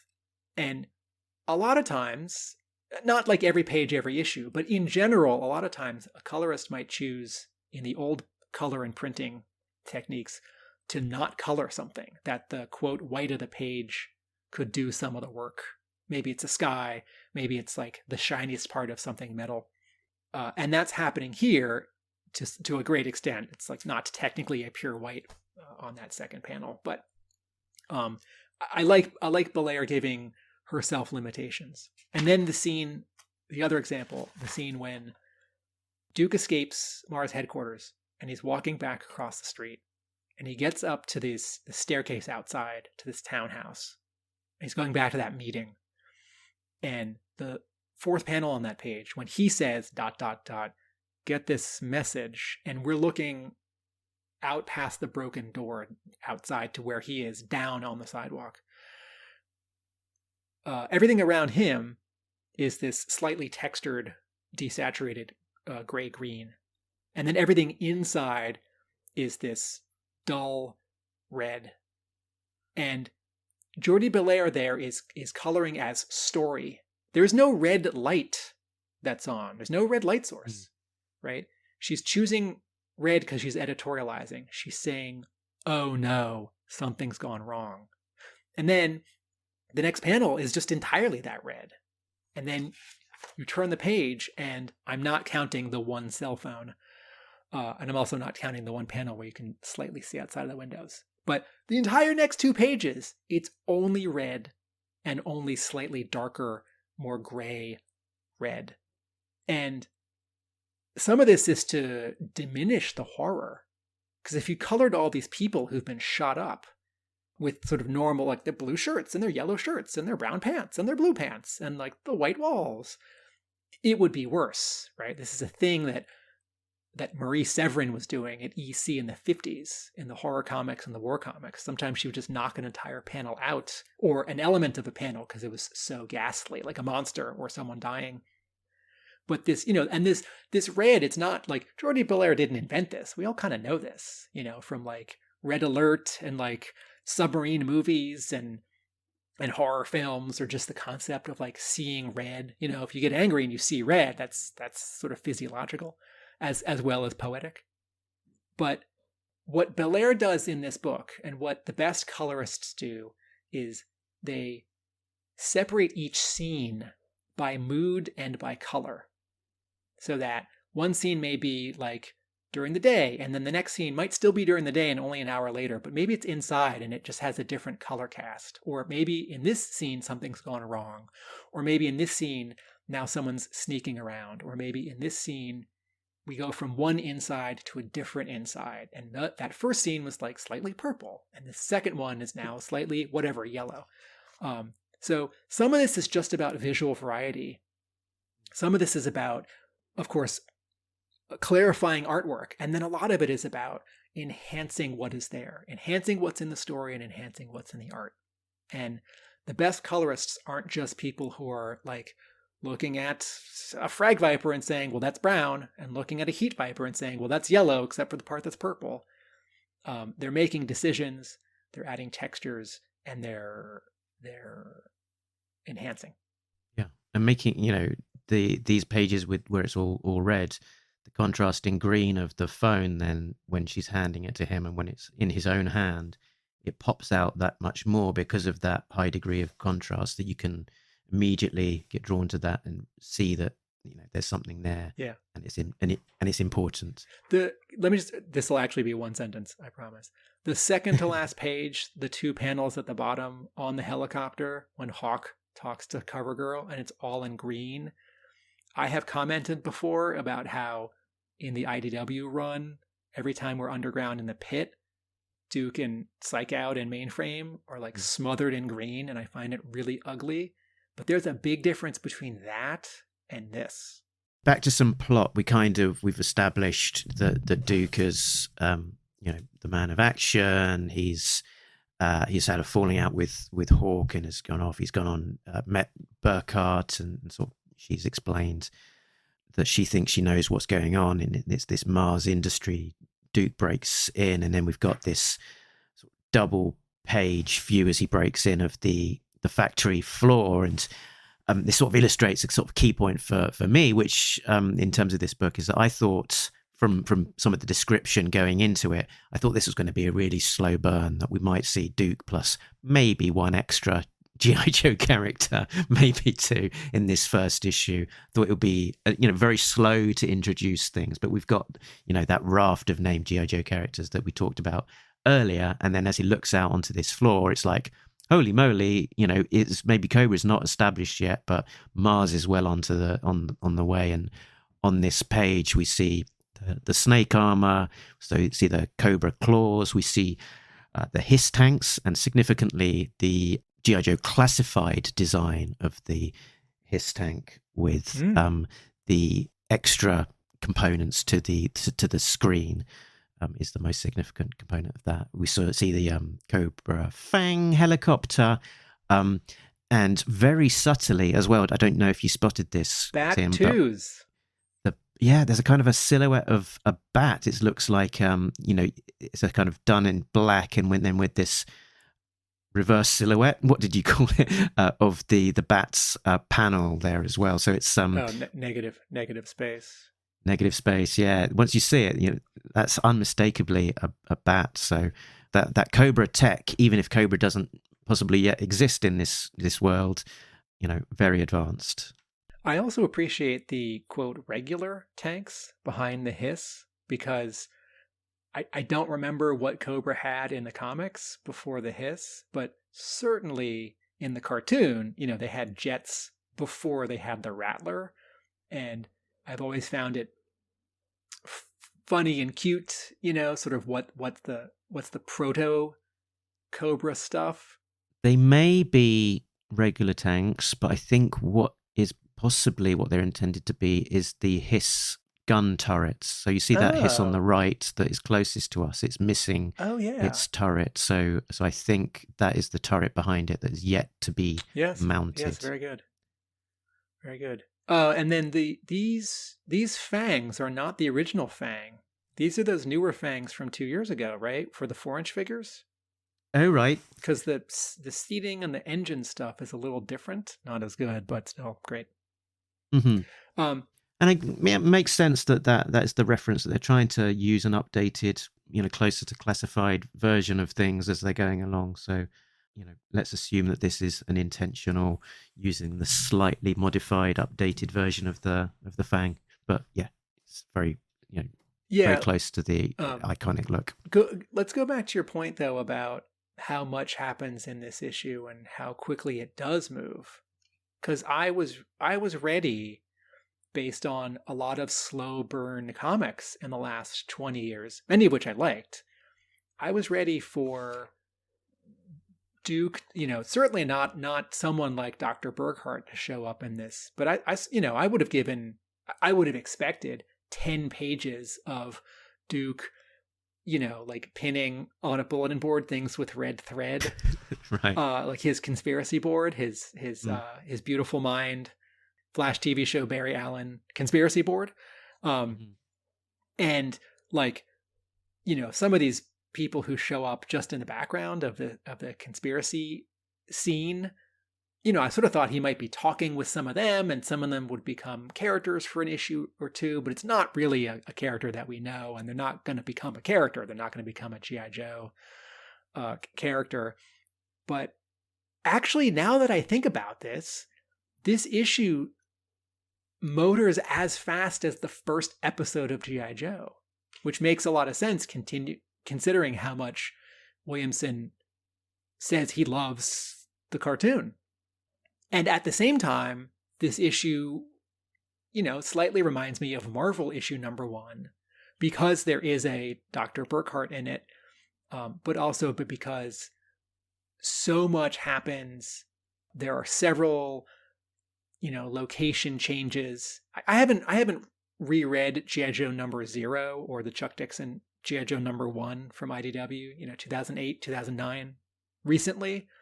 But my general sense of that recollection is that, those comics are slower paced. And interestingly, it's, a lot of it is established in terms of mystery. It's not spelled out to us, what these vehicles are. It's Mercer appears, but he's not named, and Destro appears, but is again sort of shown with this air of mystery. And anyone who's reading this book, I think, will pretty much across the board realize that this is Destro, so recognizable, but he's shown sort of in that partial shadow and not named anywhere, like, who is this man of mystery, almost coming to this fresh, similar to kind of how he was originally introduced back in A Real American Hero, when he was initially shown in shadow, and it took some time before he was revealed and named.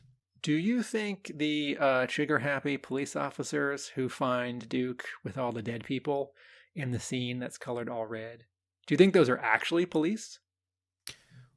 It's a good question, Tim. So the design of those police is very much aligned to the look of the Cobra infantry, G.I. Joe classified design. So they look like Cobra troopers, bar the riot shields and the police logo across the front of it. So I think, there's a big hint there that somehow these police are potentially linked to maybe Mars or Cobra of the future. And the fact that, he says he's unarmed, we're on the same side, and they say he's got a gun, and then let loose in a very, very trigger-happy way, makes you think that there must be something more nefarious going on, that maybe they might be, legitimate police in some form, but definitely not really acting on the right side of the law. Just while we're talking about Destro as well, I just noticed in that room they've got, it's very atmospheric. This is fiery thing around what I think is meant to be like a decorative pond or something in his room, but then you've got this Iron Maiden torture device and swords and a whip and a medieval kind of club thing, and then you've also got a stuffed leopard in the corner of the room, and I wonder if that's meant to be an Easter egg reference to Pimp Daddy Destro there with his leopard print. Well, I don't love Prophet's director, Destro. I feel like the mythology of that has gotten overblown, and it doesn't really work for me as an expression of the character. So I hope not. But it does. It might be just left there as a little nod, a subtle nod. It does feel like, a trophy. Destro hasn't been established to us as any kind of big game hunter, but maybe his dad was. Mm-hmm. Certainly the aristocracy of Britain would have collected stuffed animals over across the generations and them being handed down. So what was that? So the next thing that you were going to move on to after the police? I'll do that one later. Since I said a nice thing about Russ Wooten's lettering, I want to say a couple more nice things about Russ Wooten's lettering. I think I read this in the commentary pages in Firepower, which Robert Kirkman, every issue, Robert Kirkman would call Chris Somney on the phone and they'd talk, and then the phone conversation would get transcribed and become 3 pages of text in every issue of Firepower, where they just muse about the issue that you've just read, which they had written and drawn months earlier. And it's fluffy but fun. And I think it's there that Kirkman says Russ Wooten's a really good letterer and designer. And that's part of me a year ago realizing this thing that I've said a couple times on the show now in anticipation of the Energon Universe, that every book that Skybound publishes looks great. Art, color, lettering, design. So these 2 pages where these trigger-happy police officers show up and fire at Duke, I think there is this sort of default feeling that people might have about lettering in comic books, that A, it's easy, or B, maybe not easy, but sort of anyone could do it if they had a computer and the right software. And that's really not true, because lettering in comics is design, right? And like placement of word balloons, that's only part of it. It's type and typography, it's shapes, and the fact that you can type out letters rather than do them by hand. It's like no, this is still a real job that you need training for. Look at the great work that Wooten does by putting all these blams both in the foreground at the bottom of that left page. He's got a gun! Bang, bang, bang, bang, bang, bang. And also in the background, but overlapping and then cropped. Blam, blam, blam, blam. And then it continues on to the next page.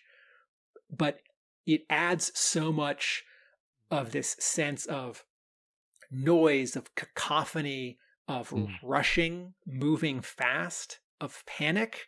And then in that second panel, when we have the close-up on Duke and he's gritting his teeth and looking back, sort of it even continues there. And then on the next panel, there's a little bit of a break where there's some space given over to the stairs that he just ran up and some bullets hitting those. But then also bang, bang, bang, bang in the foreground, and then up in the distance.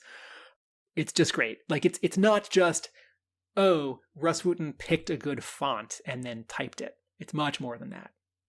Indeed.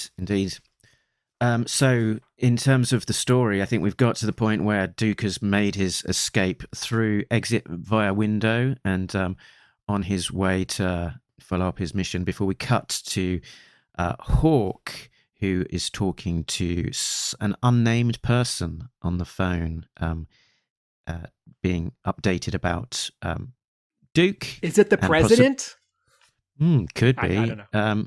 It could be. Well, he said so. It's someone senior to Colonel Hawk here. He says, yeah, he calls him Sir, and it sounds like what has been described to him is that Duke has gone rogue. So obviously, the murder of those people in Dr. Burkhart's house has been pinned on him. So I was going to ask Tim, what do you think of this version of Colonel Hawk? He's designed differently. He's an older guy with this grey at his temples, looking a little bit, Hal Jordan there, and he's being established as the guy to hunt Duke, and also the higher up who's telling him to stand down. But I don't think that necessarily paints him as a villain here. It's just the superior officer who's got his orders and possibly or probably knows more than Duke does at this point. I like the look. There's long been a visual confusion between Duke and Hawk because from the very beginning they both had blonde hair and relatively similar costumes, and they were both the leader. And the 86 Hawk figure tries to correct that with brown hair, and then the cartoon sort of follows that up, although technically he sort of has black hair in the cartoon. But by then Duke was sort of out of the cartoon, and Hawk had, except for some commercials, never been in the animation.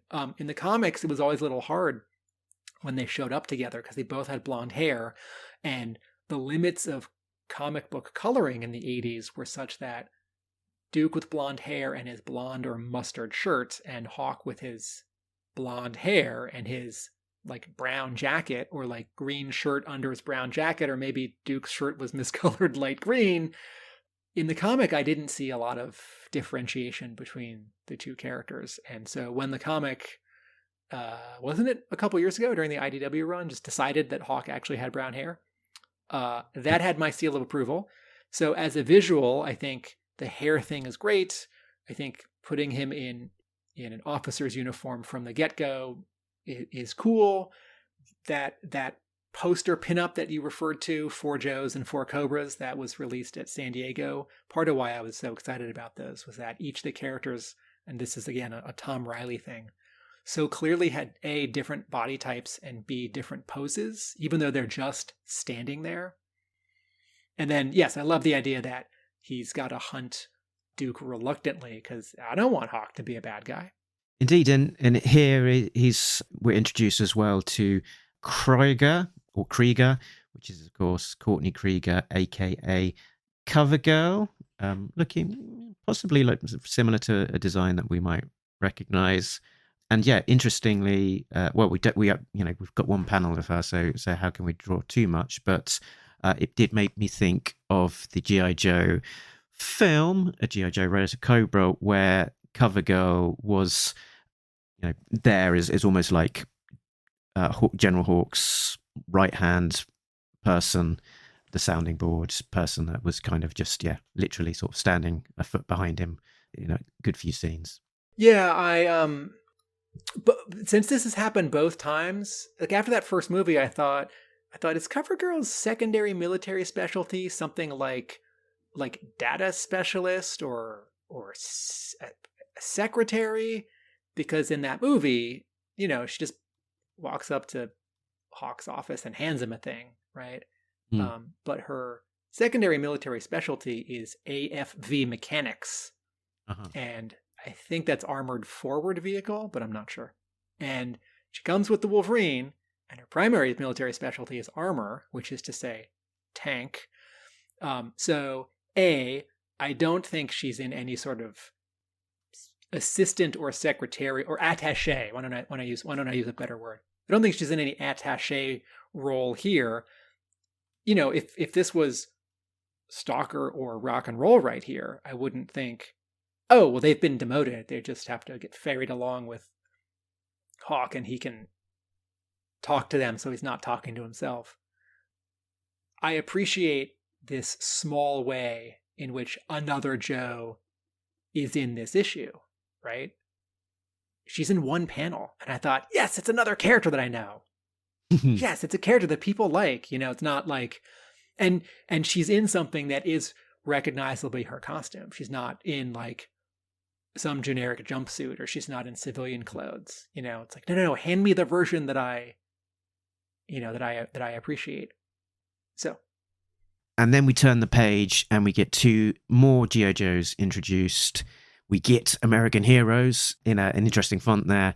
Stalker, Rock and Roll. So very much in their classified designs. And on Rock and Roll, you can even see hints of his tattoos on his arms.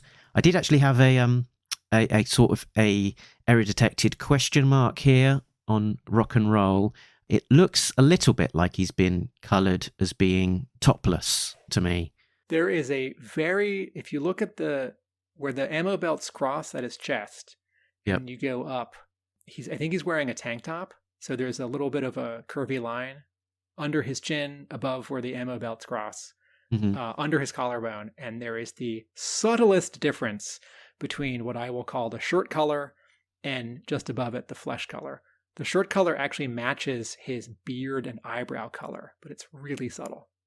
Yeah, I think they're trying to follow the classified design, and that has him wearing a kind of T-shirt type looking, I sort of think, modern military design, where it's a kind of whitey beige mostly, but then with the kind of the upper torso and top of the arms, a sort of a darker, olive drab type green. And it's probably that colouring that is the thing that is missing and makes it look like it's, the top of his fingers through to the top of his head are all the same colour. But I'll class this one as a very light error detected, but it's hardly the most egregious thing in the world. Okay, I feel like the dialogue that goes from the final page, the second to last page to the final page, I feel like this is one of those cases where it would work better in a movie or TV show where you can have the actor emphasize it. And I feel like in print, I would have picked slightly different words for the final page. Not if we bring in the best to hunt him down. If we want to track an American hero, we get American heroes. It's like, I feel like the rhythm of that is off for me. I feel like it needs 2 more words, and I'm not fishing for a real American hero. That's not what I'm doing here.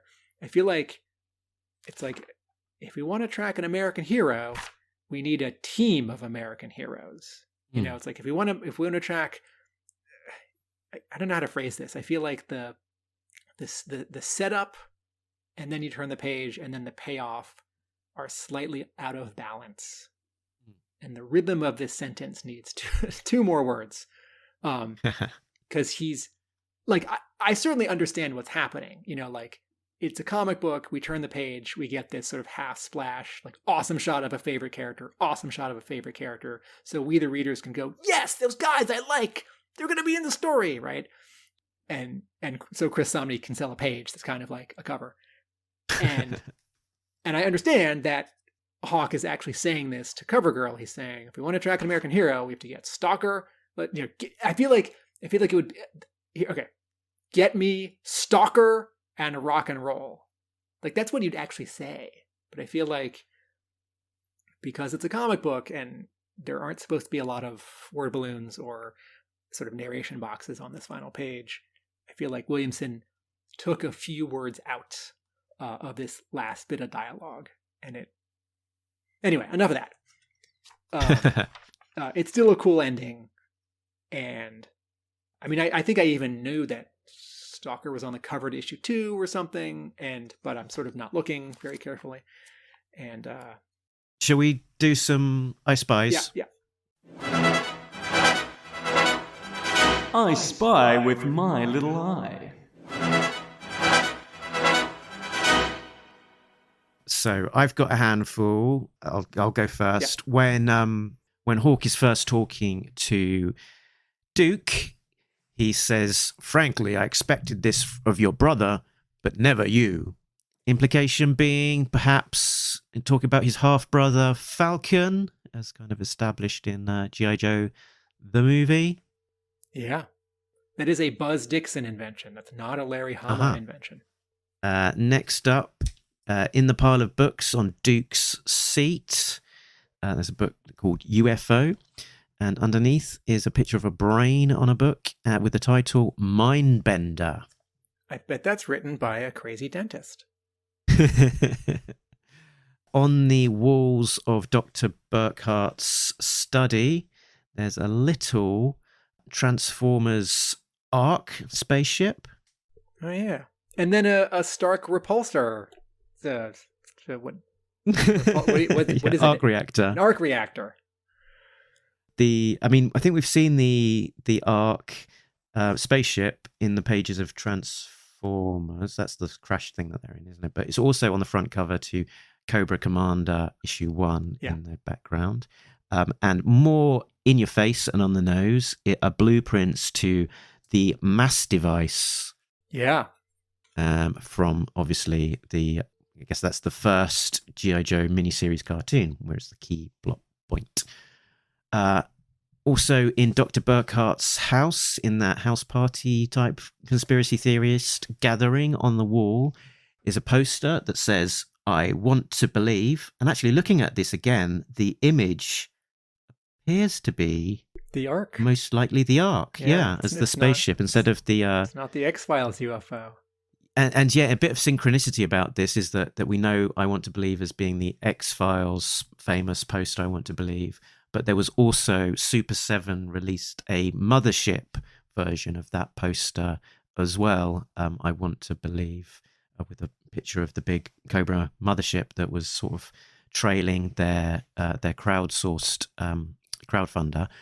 And that poster was at San Diego Comic-Con in the summer of 2023, which was when this issue was being drawn. So it's entirely possible that they also had that in the back of their minds as this was being created.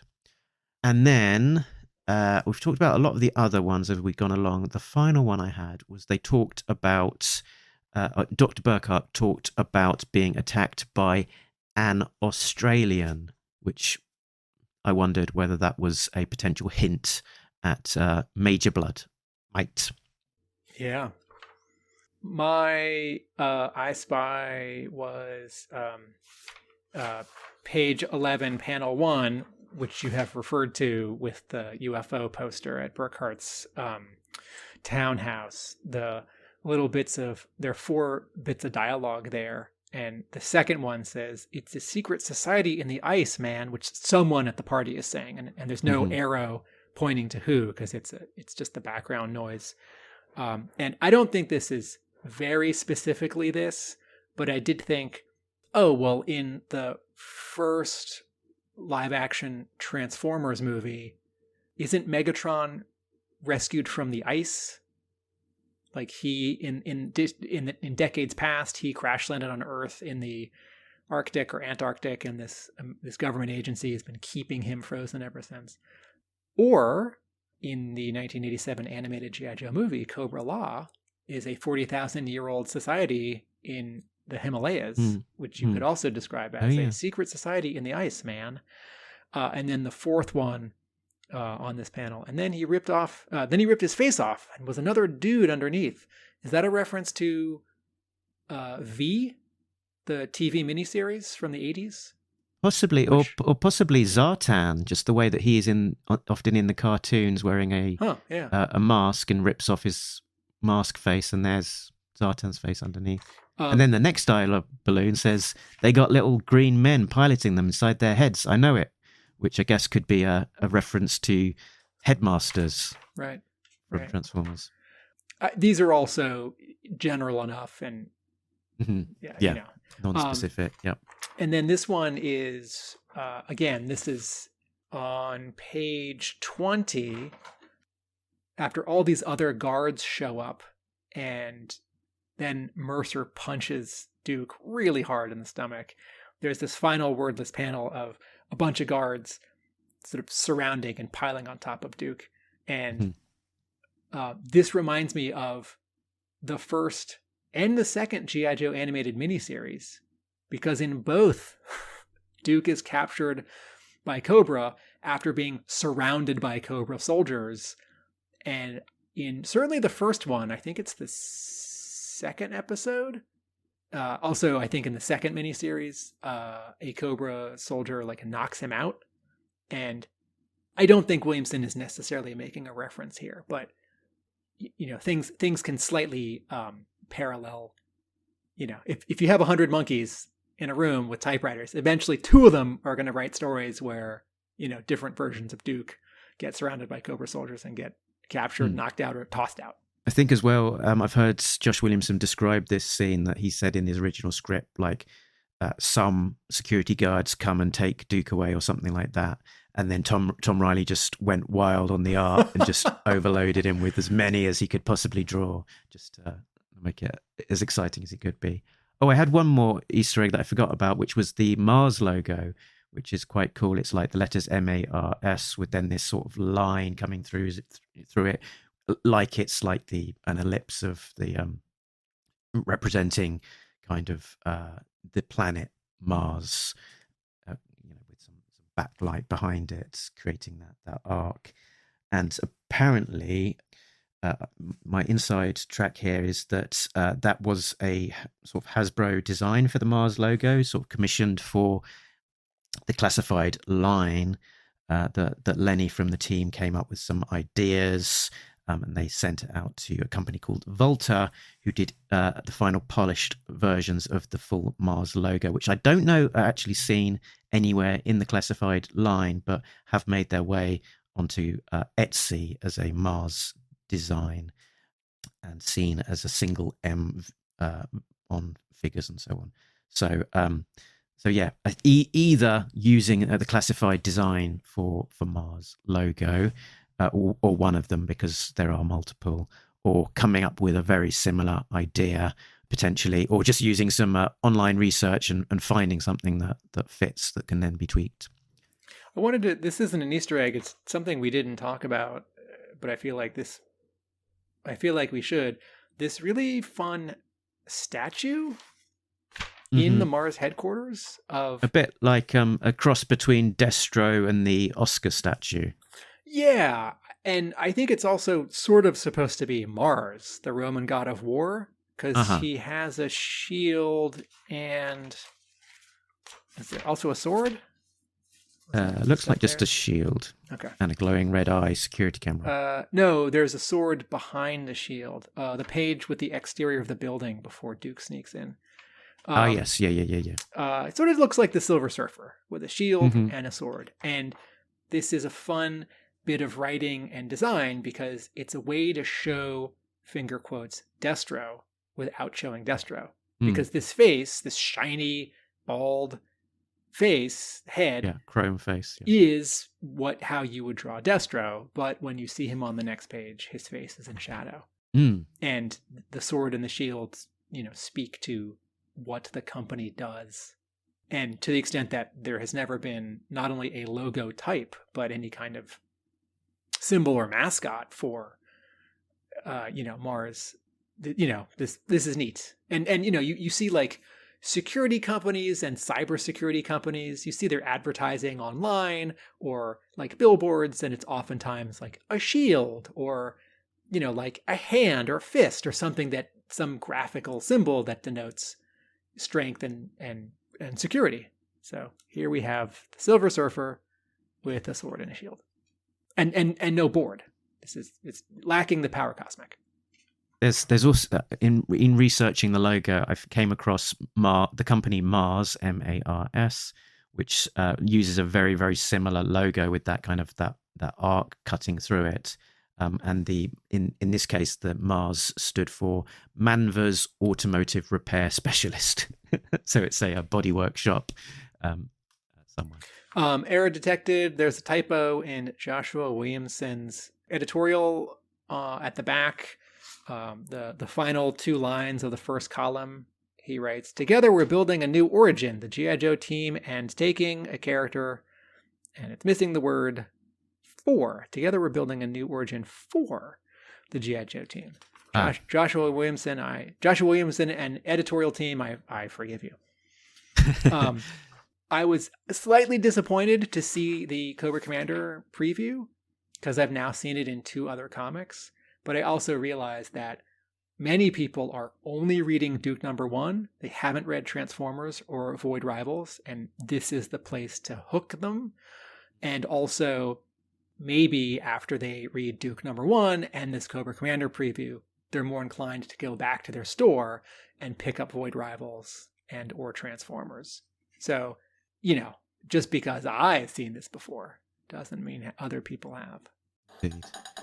Quote of the week, quote of the week, quote of the week, quote of the week, quote of the week, quote of the week, quote of the week. Do you have a favorite line of dialogue, Tim? Yeah. When the guards are dragging Duke out of Mars, it's the second panel on a page. Mercer's behind him, and the whole background has been knocked out in red, and Duke screams, "I knew it!"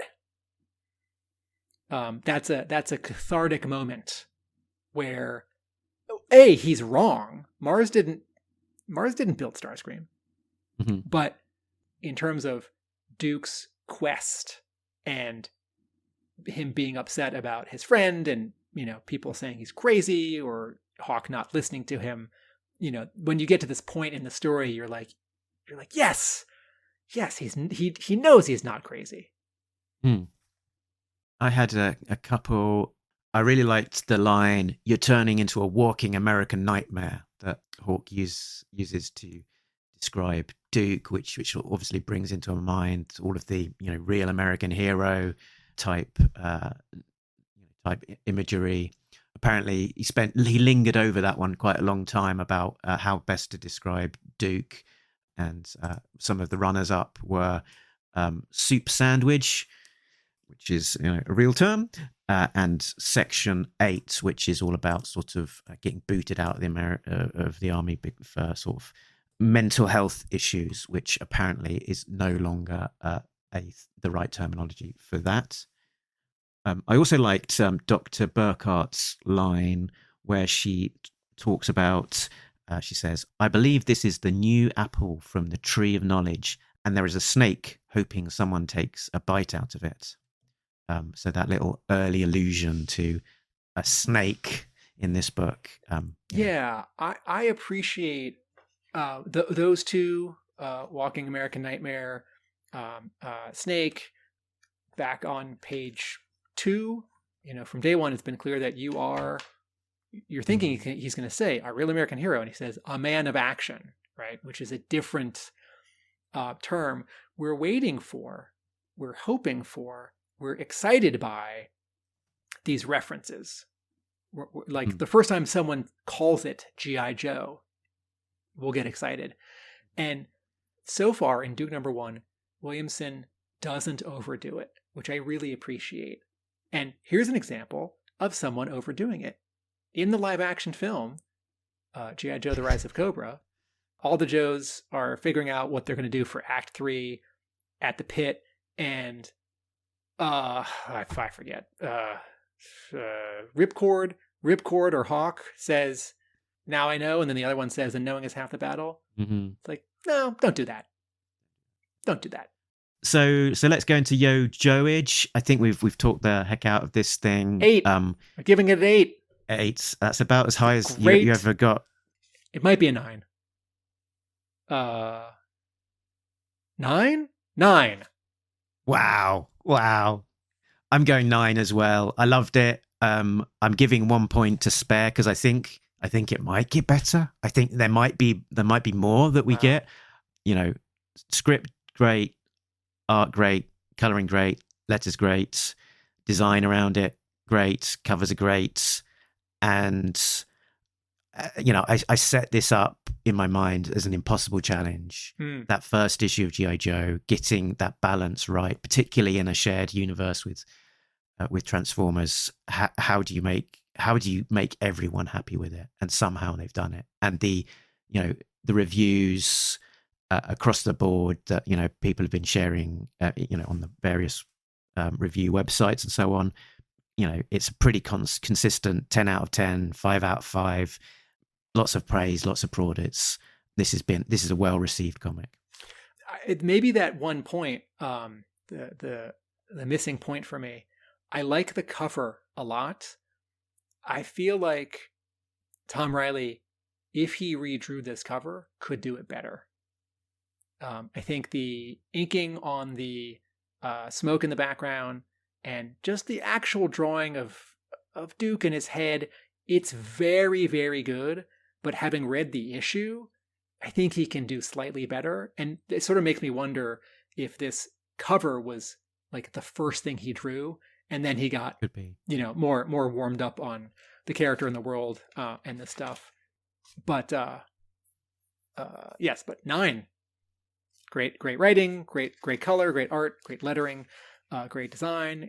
It's longer than a normal issue, has a bunch of references, and I don't want to say Easter eggs, but Easter eggs, and as you said, works in the Transformers. And there are some wordless silent panels. I always appreciate that. And the editorial at the end was great. Good. It wasn't just like, I'm excited. It was like, no, I can do this. All right. And write a proper thing. Before we wrap up, let's just check in with messages from the listeners. Postbox Pit, this is where you can send in your thoughts. Mark and Tim will hear it, and then we'll discuss it. It's really nice to hear from our biggest fans. This week we have a returning listener message. This is Scotty Cameron chiming in with his thoughts on Duke. Yo, Joe. Hello, Mark, Tim. Just got Duke #1, and I gotta say, I was blown away. I've been looking forward to this ever since it was announced back in June or July. But, seeing that preview on Bleeding Cool, and then as the issues for Transformers, Void Rivals, and even A-Rock came out, seeing that little preview at the end, I was like, oh, I've got to read this comic. It looks so good. And then actually reading it, I was impressed. I really like its use of 2-page spreads from that Man of Action one, and then the one of Duke and Starscream. I also really like how Tom Reilly recreated that bit from Transformers #2 with Starscream from Duke's point of view, especially seeing Starscream crush frosting in Duke's lenses. I also love our little introduction to Destro and Mercer.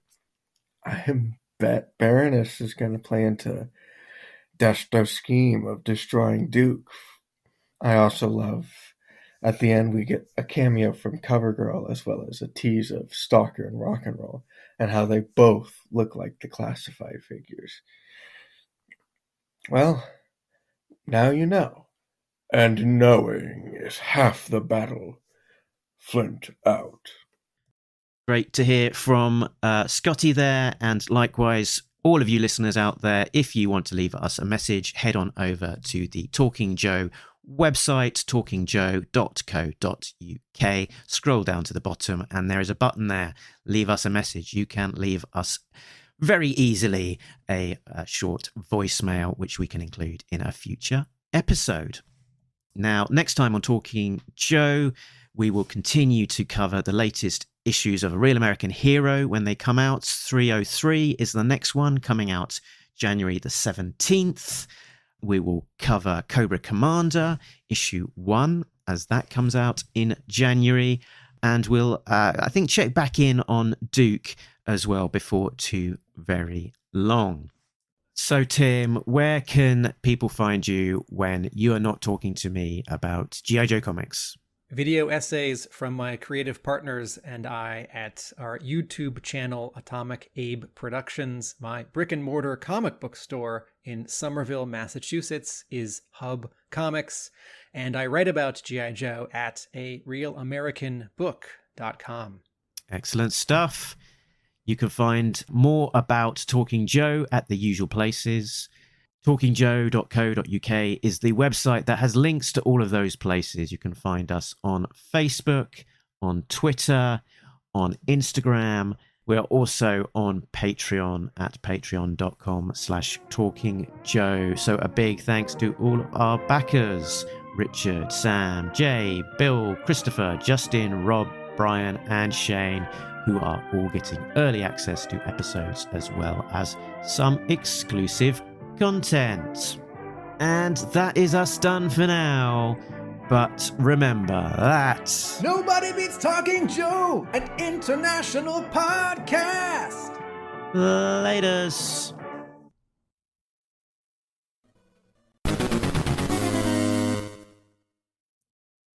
All right. I'm going to scram. This has been great. What a good comic.